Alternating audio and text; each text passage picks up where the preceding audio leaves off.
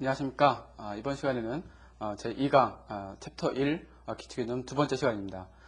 지난 시간에는 우리가 기초개념에서 여러 가지 물질 측면에서 물질의 성질, 물질의 분류, 그 다음에 측정, 여러 가지 측정 단위들, 기본 단위들 그런 것들을 배웠죠. 정백도, 정확도, 그다음에 유효 숫자, 숫자 처리하는 것까지. 이번 시간에 이제 여러 가지 법칙들, 기본적으로 화학에서 필요한 여러 가지 기본적인 법칙들에 대해서 이제 살펴보고요. 예, 그 다음에 이제 원자 주기율표 관련해서 설명을 하도록 하겠습니다. 이번 시간에 배우는 것들이 사실은 앞 강에서 배웠던 여러 가지 내용들도 중요하지만 여러분들이 이번 시간에 배운 내용들을 확실하게 알고 넘어가야지. 그 다음 이제 다음 강의부터 2장부터의 강의 내용을 여러분들이 이해할 수가 있습니다. 그러니까 굉장히 중요한 부분이고 굉장히 기초적인 겁니다. 그러니까 화학을 좀 배우신 분들은 내용들 어느 정도 아시는데 그렇지 않고 이제 문과하신 분들은 예전에 고등학교 때나 뭐 이런 분들은 조금 이제 좀 자세하게 볼 필요는 있어요. 그런데 우리가 시간적인 한계가 있기 때문에 그런 부분들은 제가 여러분들이 갖고 계신 그 책들 있죠? 책들 규제, 선거 규제 내용들을 참고하시라고 이렇게 말씀을 드려야 될 것 같습니다. 예, 그러면 1장 8절 화학결합의 법칙부터 보도록 하겠습니다.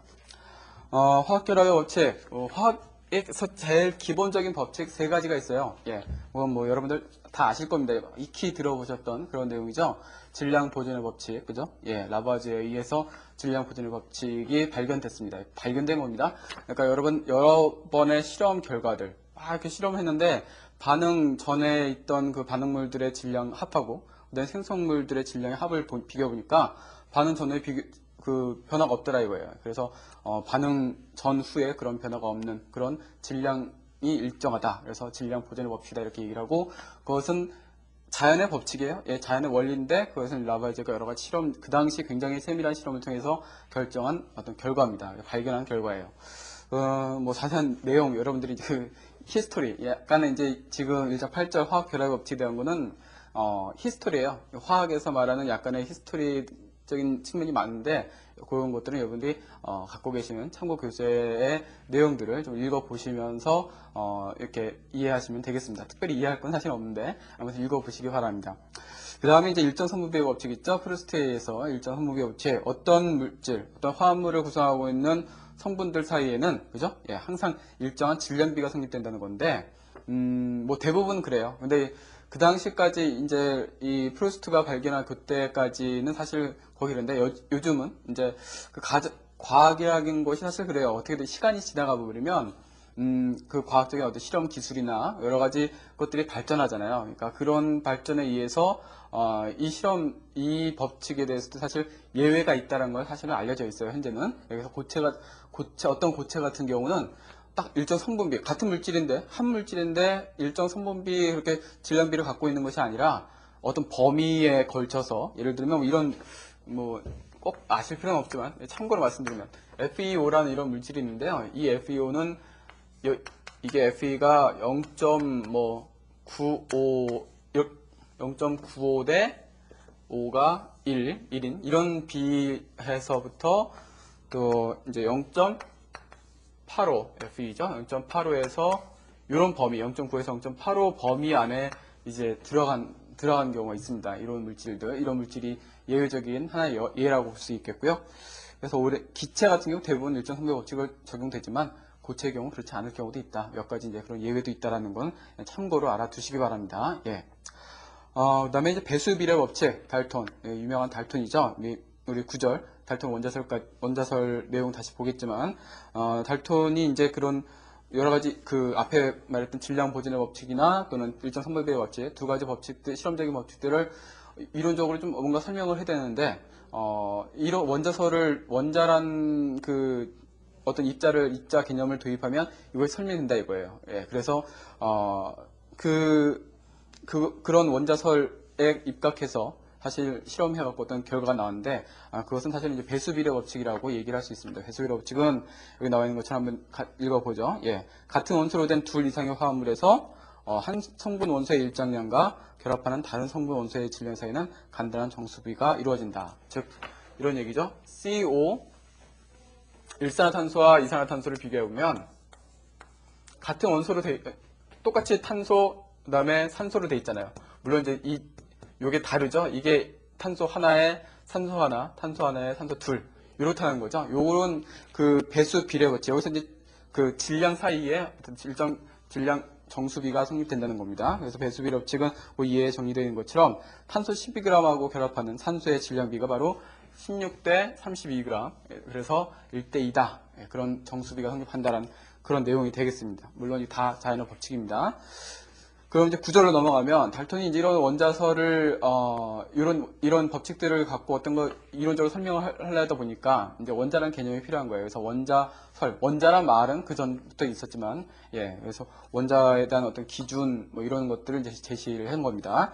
그래서 거기 보시면 약 1, 2, 3, 4, 한 4가지 정도, 크게 한 4가지 정도의 내용으로 원자설을 얘기할 수가 있어요. 첫 번째, 원자란 쪼갤 수 없다. 더 이상 쪼갤 수 없는 가장 작은 입자다. 이렇게 얘기를 했고요. 두 번째, 화학 변화가 일어날 때는 어떤 새로운 원자가 생성되거나 소멸되지 않는다. 이건 뭡니까? 일정 질량 보존의 법칙에 해당되겠죠. 그 다음에 세 번째, 같은 원소의 원자들은 질량, 크기 그리고 그 외의 모든 다른 성질이 같다라고 얘기했습니다. 근데 이런 것은 현재는 뭐 그렇지 않다는 거 알려졌습니다. 밑에 원자설의 수정사항 하고 나오죠. 두 번째 항목 보시면 같은 종류 원자라도 서로 질량이 다른 동위 원소라는 것이 있습니다. 동위 원소에 대해서는 뒤에 와서 다시 말씀드리겠습니다. 그 다음에 네 번째, 원소에서 화합물이 생성될 때 각 원소의 원자는 간단한 정수비를 결합한다. 즉 일정 혼무비의 법칙, 프루스트의 일정 혼무비의 법칙을 설명을 하게 된 거죠. 이런 정도의 원자설을 갖고 이제 얘기를 했습니다. 그러나 이제 여기서 사실은 이제 틀리는 것이 이제 1번 원자라는 더 이상 쪼갤 수 없다. 뭐 우리 이제 원자가 어떻게 구성되어 있느냐 좀 이따가 볼 텐데 뭐 이제 더 작은 입자를 쪼갤 수도 있죠. 그래서 전자나 중성자, 양성자 이런 것들이 구성되어 있기 때문에 이런 수정사항들이 몇 가지 있다라는 거 참고 내용적으로 정리해 두시면 되겠습니다. 그럼 10절로 넘어가겠습니다. 원자의 구성 입자, 원자가 어떻게 구성되어 있느냐? 원자는 이제 달톤의 말처럼 더 이상 쪼갤 수 없는 것이 아니라 더 쪼갤 수 있습니다. 구성 있어요. 제가 개요 시간에 말씀드렸죠? 원자는 뭐예요? 핵과 그 다음에 전자로 구성되어 있습니다. 이렇게. 근데 핵은 어떻게 되어 있어요? 뭐 양성자와 그 다음에 중성자 이렇게 구성되어 있습니다. 화학에서는 이 정도까지만 얘기해요. 물리에서는 더 쪼개서 뭐 여러 가지 소립자에 대해서 얘기를 하는데 이 정도까지만 말씀드리겠습니다. 그래서 양성자는 정기적으로 플러스예요. 중성자는 정기적으로 중성이고 전자는 정기적으로 마이너스예요. 요 입자들의 그 질량을 보면 우리 그 표에 보시면 노트에 표를 보세요. 상대 질량이 나와 있습니다. 그 옆에 이제 기호도 있고 입자들에 대한 영어 단어도 같이 표현되어 있습니다. 같이 기호를 해두시고 그래서 기호를 전자를 E로 표현하고 양성자 프로톤 P, 그다음에 중성자 뉴트론에서 N으로 표현합니다.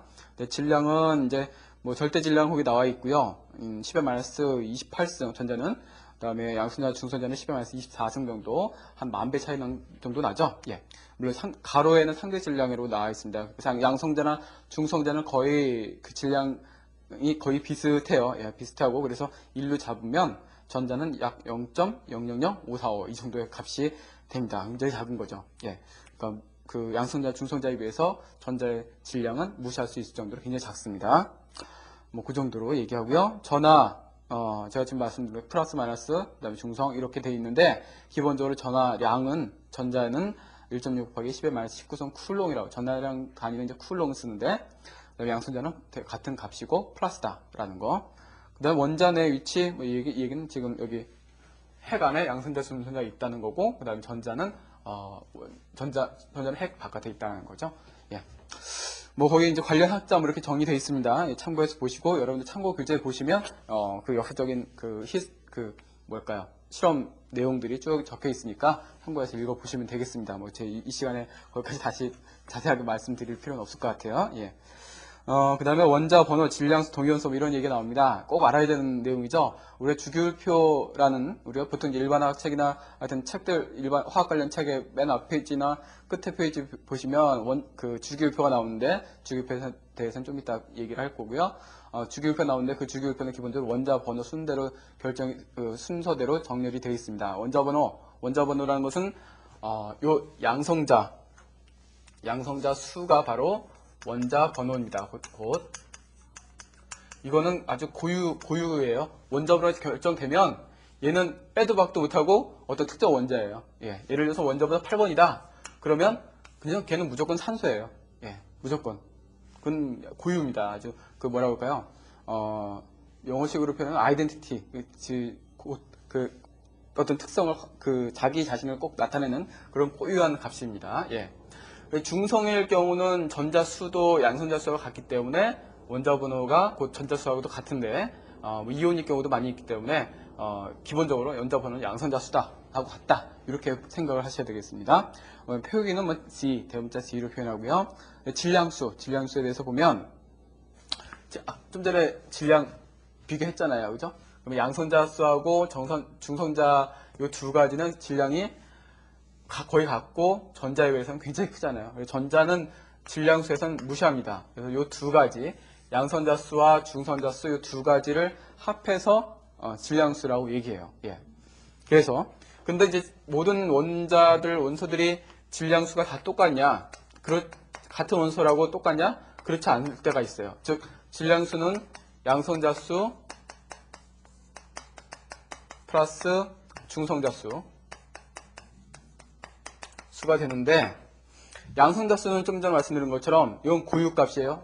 이것이 결정되면 그냥 그 원소 누구다라고 얘기를 할 수 있는데 그래서 이건 변하면 다른 놈이 되니까 그건 얘기할 건덕지가 없고 중성자수가 다른 경우가 있어요. 같은 원소인데도 예, 그런 경우를 뭐라고 얘기하냐면 동위원소라고 얘기합니다. 동위원소 양성자수는 같고 중성자수가 다르다. 그 질량수가 다른 그런 물질들 관계가 있습니다. 예를 들면 대표적인 것이 탄소 12, 탄소의 13, 뭐 그 외에도 한두 가지 더 있는데 일반적으로 이렇게 예를 들 수 있죠. 이런 질량수가 10이고 얘는 질량수가 13이에요. 즉 탄소의 양성자수가 몇 개냐면 6번이잖아요. 원자번호 6번이거든요. 그래서 6개인데 똑같이 양성자수는 6개이지만 중성자수가 요 13인 질량수가 13인 탄소의 경우는 중성자수가 7이 되는 거죠. 예, 그래서 이 두 가지는 원소가 동위 원소 관계다라고 얘기를 할 수가 있겠습니다. 예, 그 외에도 뭐 여기 제 노트에 예로 나와 있는 것처럼 염소도 그런 경우가 있어요. 예. 그런 내용들 단어들 정리를 해두시면 되겠고요. 그 다음에 11절 원자량은 어떻게 결정이 되는지 얘기를 해보죠. 일단 기본 다른 군더더기 얘기 다 빼고요. 거기 첫 번째 나와 있는 문단 내용만 확실하게 읽어보겠습니다. 질량수가 12인 탄소 1개. 예, 질량수가 12. 제가 말씀드린 것처럼 탄소는 질량수가 12인 것도 있고 13인 것도 있거든요. 기준은 이거라는 얘기입니다. 질량수가 12인 탄소 1개의 질량을 12AMU라고 나타냅니다. AMU라는 것은 Atomic Mass Unit, AMU, Atomic Mass Unit, 원자 질량 단위에서 질량 단위예요. 예, 그냥 질량 단위입니다. 그래서 그것을 12AM 탄소 탄소 질량수 12인 탄소의 하나의 질량을 12AMU라고 기준을 정했습니다. 예, 기준을 정했어요. 그래서 그걸 기준으로 이제 다른 원자들의 상대적인 질량들을 이렇게 상대적으로 표현을 하는데, 그걸 나타내는 것을 원자량이라고 얘기합니다. 근데 보통 우리가 원자량 하면 실제로 여러분들 이제 시험이나 이런 데서 표현할 때는 AM이란 말은 잘 안 쓰고, 이제 gram per mole 이란 말을 많이 써요. 이런 단위를. 예, 이거하고는 이제 똑같이 이거 바꿔서 쓰기도 하는데, 이것에 대해서 이제 우리가 몰의 개념을 얘기를 해야 되니까, 몰에 대한 개념은 우리 2장에서 배우게 될 거예요. 그러니까 요건 조금 이따가 설명을 하겠습니다. 2장 배울 때. 그러면, 그래서 요것이 AMU 단위를 쓰는데, 우리가 AMU라는 말을 쓰기 좀 불편할 때가 많거든요. 그래서 이제 그람 원자량 해서 그람자를 붙입니다. 그럴 때는 이제 AMU 대신에 그냥 그람으로 표현을 합니다. 그래서 이 통칭 이름에서 그냥 그람 원자량이다. 이렇게 그람자로 표현된 원자량이다. 라고 이렇게 표현을 하기를 하는데, 뭐, 일반적으로 그렇게 많이 얘기를 합니다. 근데 이런 원자 질량은 실제로 어떤 특정, 원자 질량은, 그 자연에 존재하는 이런 모든 동위원소들에 대해서 가중평균 값으로 계산을 해요. 가중평균이라고 뭐냐면, 탄소, 질량수 12인 탄소, 이탄소가 자연에 뭐 예를 들어서 여기 그 예에 보시면 얼마나 있다고 돼 있어요? 98. 거의 99%가 자연에 이렇게 존재하고, 그 다음에 나머지 1% 정도가 이런 식으로 존재하거든요. 그래서 요 크기 값을 가중해서 평균 값을 냅니다. 그래서 계산한 방법이 어디 있어요? 거기 얘 맨 마지막에 보시면 계산 방법 나와 있죠. 그래서 탄소 질량 12 원자량의 원자량은 12am인데 그것이 이만큼 있는 것이고 13은 이만큼 있다. 그래서 그렇게 표현해서 계산하면 실제로 탄소의 원자량은 12.011 이렇게 값이 나오게 되는 겁니다. 그렇게 실제로는 계산한다는 거, 예, 그거는 그냥 기억을 해두시기 바랍니다. 예, 가중평균에 의해서 계산한다. 그러면 이제 원자량은 그렇고요. 그러면 이제 원자 번호, 좀 전에 원자 번호대로 뭔가를 결정한다, 뭐 어떤 표를 나타난다고 했잖아요, 그죠? 예, 그것이 이제 주기율표입니다. 12절.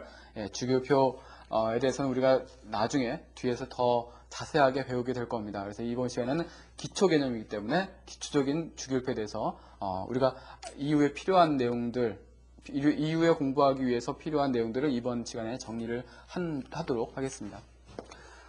주기율표는 좀 전에 말씀드린 것처럼 원자번호 순대로 이렇게 정리를 해놨어요. 예. 근데 지금은 이제 그렇게 했는데, 예전에는 처음에 이제 주기율표라는 그 개념으로 표가 만들어졌을 때는 그 이제 멘델레프라는 분이 만들었는데, 그 멘델레프가 만들었을 때 이제 그 질량 순대로 이렇게 했는데, 질량은 좀 전에 말씀드린 것처럼 이렇게 동위원수나 뭐 이런 것들이 있기 때문에 그걸로 표현하면 어떤 그 주기적 성질을 예측할 때 조금 이제 오류가 있어요. 그래서 지금은 이제 이 원자 번호 순대로 하는데, 그래서 그 주기율표는 그 노트에 나와 있는 대로입니다. 예, 노트에 나와 있는 대로 여기가 이제 수소가 있고요. 그 다음에 여기가 이제 이게 일족 세로로 족이라고 합니다. 예, 여기 다시 한번 그려놓고 얘기를 하죠. 이렇게 두 개. 그 다음에 조금 줄여서 그리겠습니다. 그래서 하나, 둘, 셋, 넷, 5개까지 하고, 그 다음에 6번째 여기 이렇게 있고, 이어서 그립니다. 예, 이렇게 돼 있어요. 여기가 헬륨, 여기가 수소, 그 다음에 뭐 이렇게 돼 있는데, 예, 대충 이런 정도만 그리겠습니다. 여기 밑에 또 있죠. 예, 밑에 있는 건 이제 뭐 란탄족, 아트닌족 이렇게 얘기를 하고, 뭐 그건 알고 계시면 되는 거고, 이 세로로 어디 있죠? 빨간색 없어진 왼쪽에 있네요. 빨간색 세로로 이렇게 빨간색으로 세로를 표시하면 이것이 족이라고 해요. 족, 예, 족이라고 그러고, 그 다음에 이렇게 가로를 주기라고 합니다. 주기,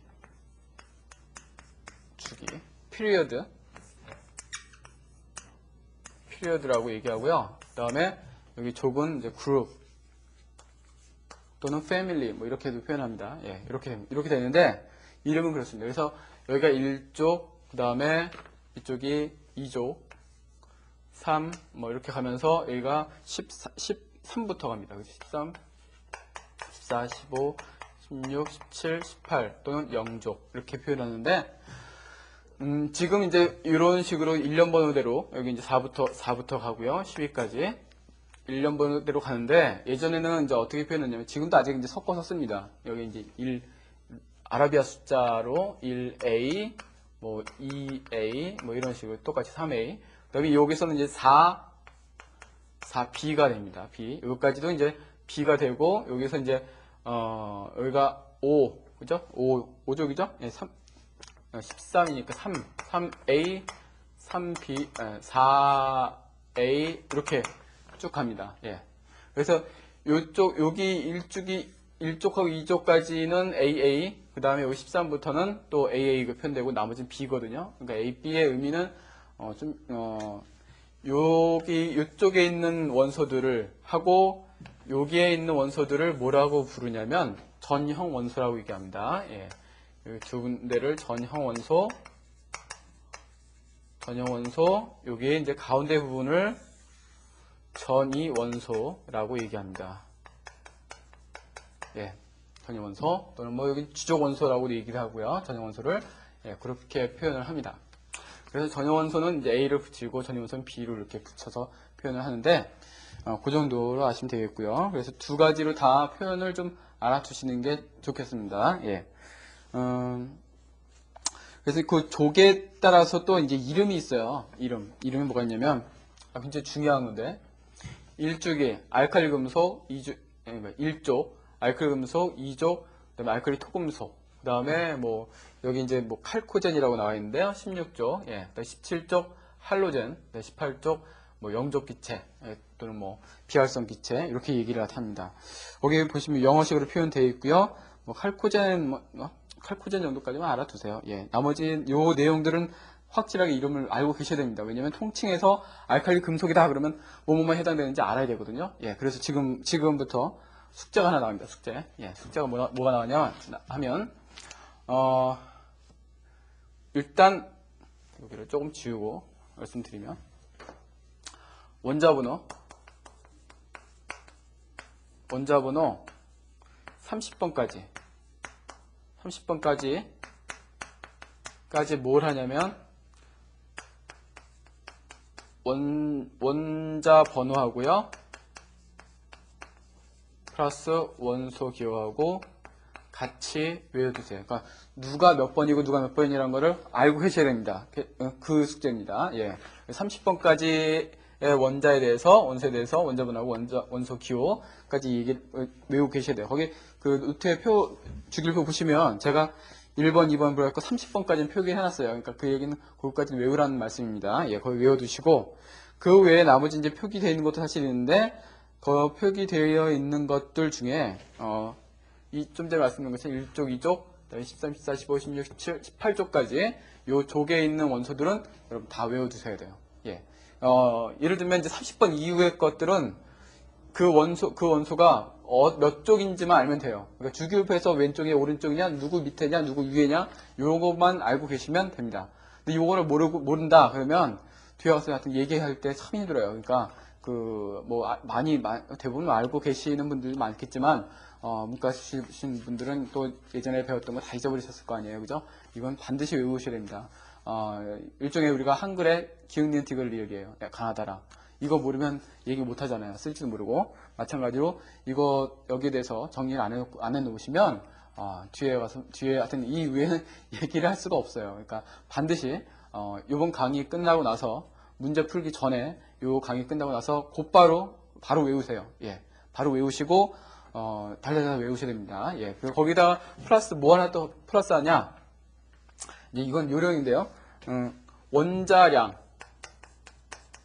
우리 이제 보통 시험 볼 때는 이제 원자량을 다 줘요. 다 주는데 혹 안 줄 때도 있어요. 그러니까 안 주는 경우도 있기 때문에 까먹고 제 노트에 있는 문제에서도 그럴 경우가 있고, 그러니까 원자번호 없을 때 당황하지 말고 원자량 안 줬을 때 당황하지 말고 원자량을 스스로 알고 계셔야 됩니다. 적어도 30번까지 원자번호는 외우라고 했잖아요. 그죠? 이것이 된 전제하에 원자량 계산을 어떻게 하냐? 보통 원자번호가 홀수면 그 원자번호의 2배를 곱해주고요. 플러스 1 하면 그것이 홀수 원자번호를 가진 원자의 원자량이 됩니다. 그 다음에 짝수는 일반적으로 그냥 2배만 해주면 돼요. 예. 이렇게 해서 원자량을 계산하거든요. 이건 요령입니다. 그냥 그렇다는 거고, 근데 다 여기에 맞는 건 아니에요. 또 다 맞지는 않고 몇 개 이제 예외도 있어요. 예, 뭐 예를 들면 질소 이제 7번인데 그 7번이면 홀수니까 2n 플러스 1, 15가 돼야 되는데 사실 이거는 원자량이 14입니다. 그런 몇 가지 예외가 있지만 그냥 대강의 원자량은 이렇게 해서 알 수 있다라는 얘기입니다. 예, 한번 해보시기 바랍니다. 예.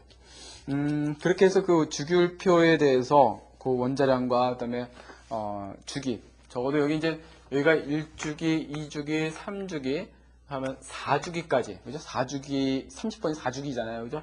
여기까지, 이 부분까지, 그것까지는 외워두셔야 됩니다. 그 이후에는 뭐가 있는지 저도 사실 어떨 때는 이게 원소명인지 그런지 모를 때도 있어요. 여기 이 밑에 보면은 잘 모르는, 거의 일반적인 내용에서는 다루지 않는 그런 것들이 있기 때문에 저도 모르는 부분이 있긴 있지만 대부분 30번까지 확실하게 외우시고 그다음에 각 족으로 분명히 외워두셔야 됩니다. 1, 2, 13부터 18까지. 예, 요건 꼭 외워두셔야 됩니다. 예, 외우는 방법은 뭐 대부분 아시겠지만 뭐 저는 그렇게 외웠어요. 예전에 고등학교 때 수, 리나, 칼루, 세프 뭐 이렇게 이런 식으로 수, 리, 리튬, 나트륨.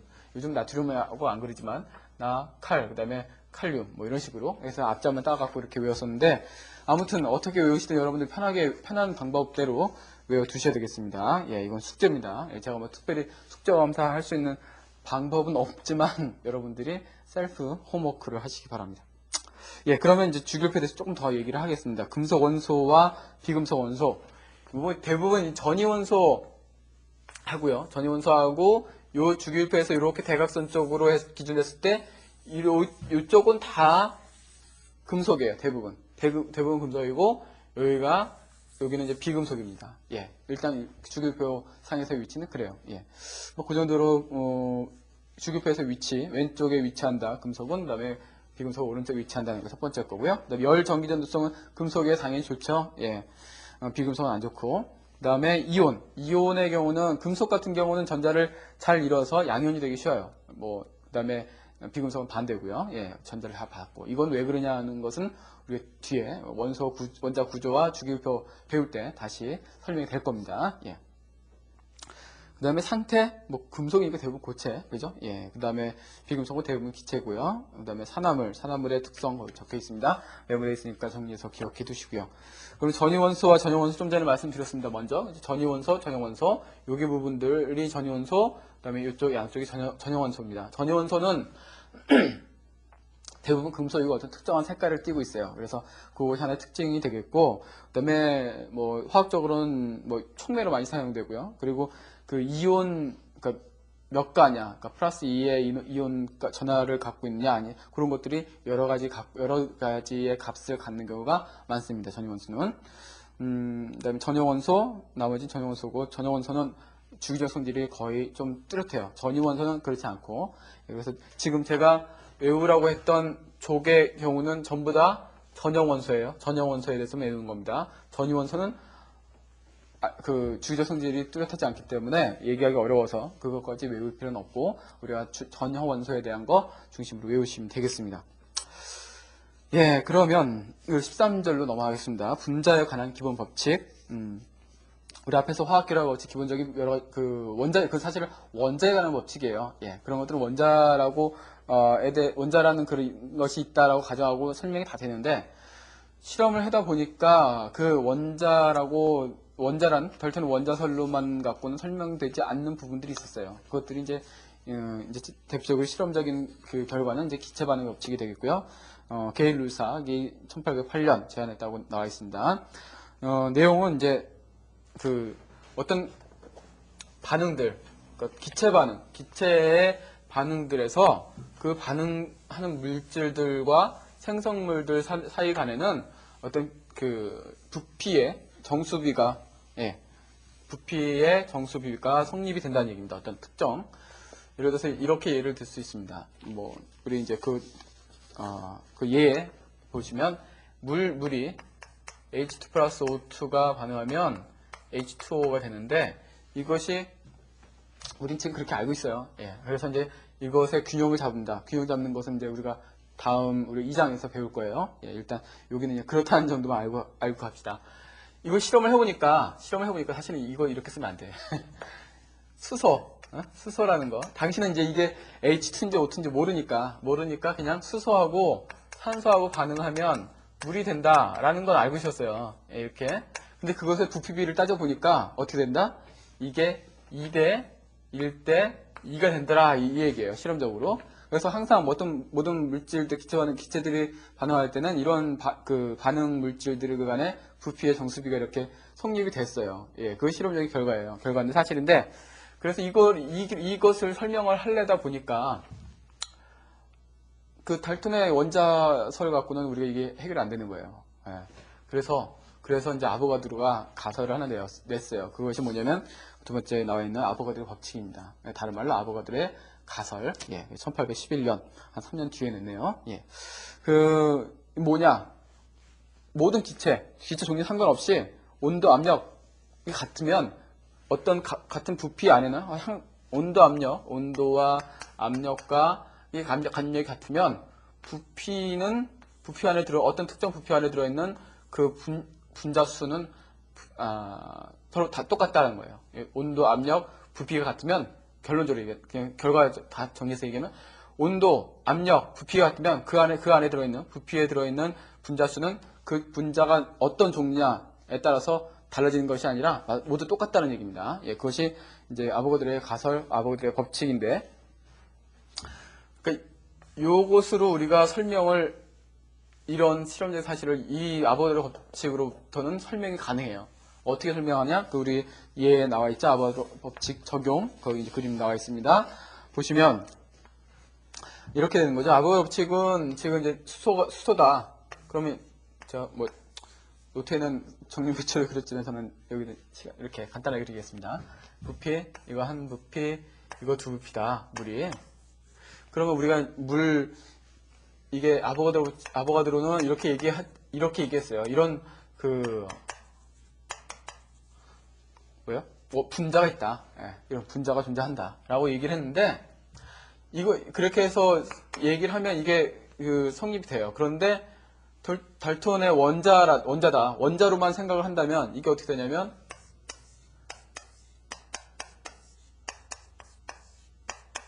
좀 크게 그려야겠네요. 이거 하면은 얘는 원자라고만 가정한다면 이게 이렇게 돼야 되거든요. 이렇게. 그러면 여기 가면 어떻게 될까요? H 하나하고 O가 어떻게 돼요? 반으로 줄겠죠. 예, HO 2분의 1 이렇게 HO 2분의 1. 그러니까 달톤의 원자설 갖고는 달톤 자신이 얘기했던 원자는 더 이상 쪼개질 수 없다라는 그 자체도 벌써 2분의 1 반으로 쪼개진다는 얘기니까 이게 반으로 쪼개져서 반은 여기 붙고 반은 여기 붙는다는 얘기니까 설명이 안 되는 거예요. 예, 위배되는 거죠. 그래서 달톤의 원자설 갖고는 설명할 수 없다. 그래서 원자가 아닌 어떤 분자다. 그 분자 개념이 이제 여기서부터 도입이 된 겁니다. 이 아보가드로의 법칙에 의해서 그것을 설명할 수가 있었던 거예요. 아보가드로 법칙, 아보가드로에 대한 이름은 이제 뒤에서 또 조금 더 얘기를 할 겁니다. 화학 반응 양론에선 더 얘기를 할 건데요. 그때 좀 더 보도록 하고, 이렇게 해서 우리가 여러 가지 화학 결합의 법칙, 화학 결합의 법칙에 대해서 세 가지 배웠고, 원자설, 그다음에 원자가 어떻게 실제로 구성되어 있느냐, 그다음에 원자량 단위 어떻게 결정이 됐는지, 그다음에 주기율표, 이런 내용들, 여기까지 정도의 내용을 배웠습니다. 숙제도 하나 나갔습니다. 잊지 마십시오. 숙제 나갔고. 그러면, 이렇게 해서 우리가 지금, 이번 시간, 오늘은 이제, 챕터 1, 기초개념, 두 번째 시간까지, 두 번째 강의 내용을 살펴보았습니다. 다음 시간에는 우리가 이제 챕터 1 기초개념에 대한 어떤 문제 갖고 이제 또 내용을 좀 점검하는 그런 시간을 갖도록 하겠습니다. 수고하셨습니다. 내용 숙제하시고요. 다음 시간에 뵙겠습니다. 수고하셨습니다.